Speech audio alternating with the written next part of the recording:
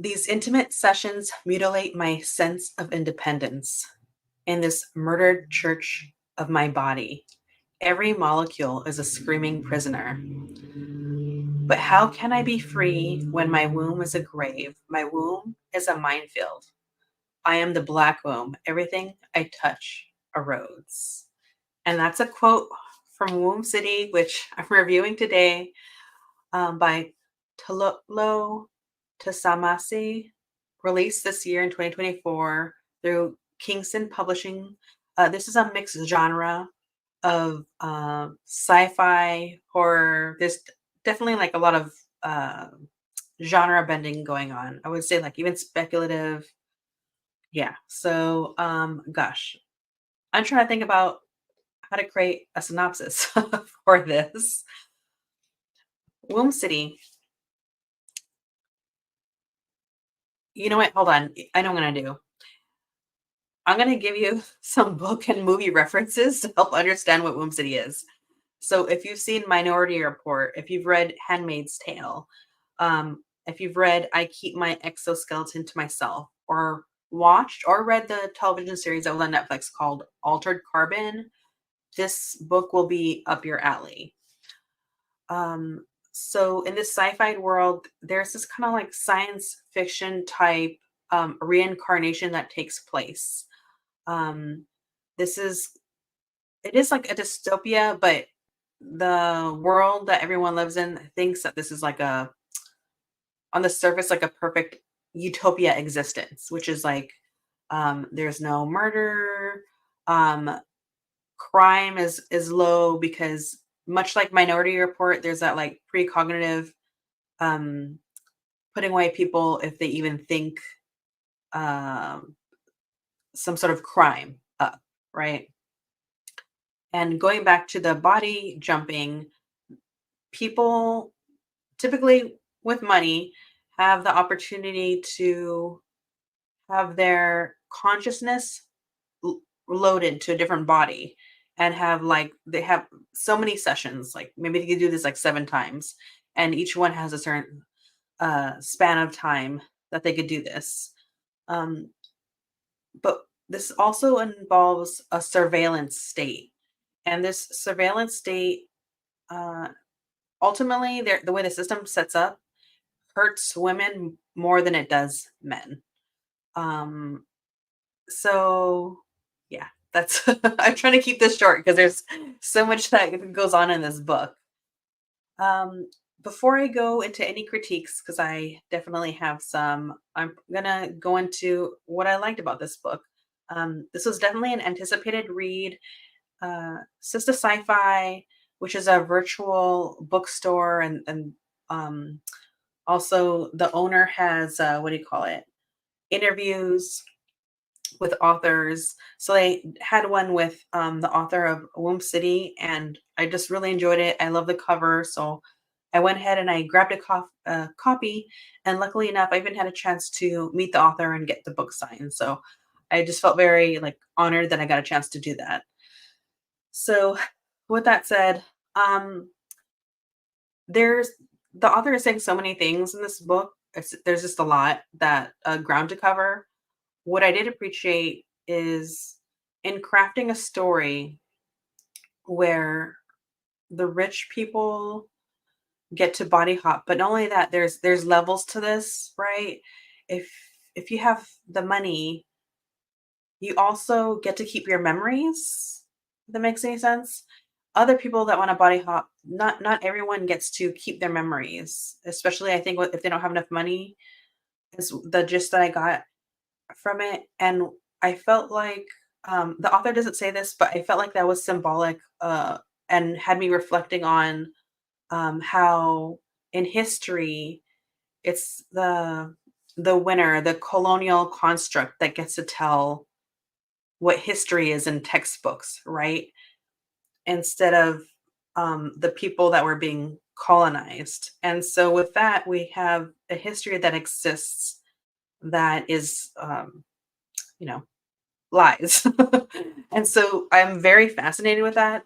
And I felt like that's actually what I took from the conversation about who gets to remember our histories. Who gets to remember their past? Because that will affect their present and their future, right? So, and that also very much muddies and complicates the story of body hopping overall. And I thought that was so messy and fascinating and created like a richer story.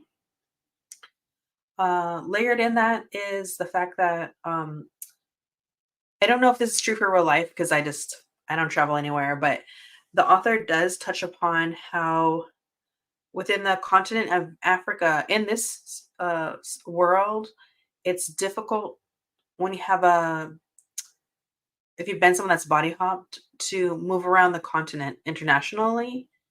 But if someone's an American and they travel to the continent in Africa, when they move around internationally from country to country, it's easier for them. They don't have the same uh,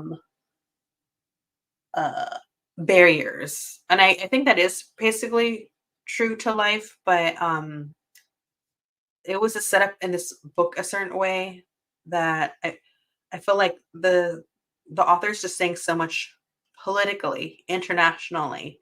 And I thought that was really important and I appreciated them having that in there.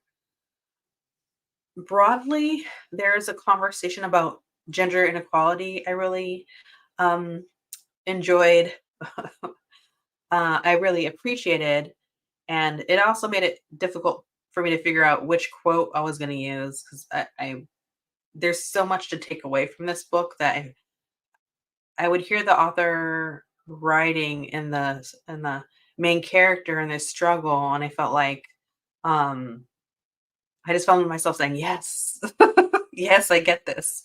And going back to the quote that I used today, I'd say so much of what the main character goes through, who is a female, is wrapped up in them being a woman and the difficulties and inequalities that they have to navigate, and also how that puts them in a riskier position in the world that they live in. And so yeah, I just really love that. So that's for everything that I liked about the book. I have quite a few dislikes, which is a bummer because this was an anticipated read. All right, so trying to do this short review without any spoilers. So I will say there's a very early on plot twist around gender that doesn't really go anywhere, and I felt like it was almost a throwaway line, and I wanted more from that. Uh, just to understand what is it exactly that the author wanted to say with that. Now, if you watch other people's reviews, I checked them out. They actually do spoil what it is, but I just felt like not doing that. So it's something to consider when you pick up this book. It's very early on. And so, yeah, I'll leave that there. Also, since this is sci fi, there's so much world building. And when it comes to sci fi, I'm here for the world building, but it needs to feel like it flows well. Like, I need to not feel like I'm getting an info dump. And when I was reading this book, I felt time and time again, there was just so much like info dumps that didn't make me feel invited into the world, but instead took me out and made me feel like it felt like work and it just felt like unnecessary. And so there seems to be this issue where, for instance, yeah, that there'll be this early plot twist about a conversation about gender, but then that doesn't go anywhere. But then the world building, it's like so heavy. And I feel like both of those needed to be balanced out. The author needed to actually pull away from the world building. Um, I almost feel like we got too much. Like, you know how some authors they'll write a book, but then they'll have all this other like research or background story, but it's for them. And I think that's what needed to happen. Like some of this was just too much on the reader when it should have been like the building blocks of like the author's notes for themselves on the side. And then she creates a narrative for the reader through the book with less info dumping, if that makes any sense. She needed to leave more breadcrumbs than giving us a whole enchilada, which I felt like she was doing. Um, also, this world takes place in a surveillance state, and it makes how should because there's so much info dumping about the sci-fi world building and how this surveillance state works. By the time we get the story of what's going on with the protagonist going on, which does have the character taking like so many risks, it didn't really make any sense.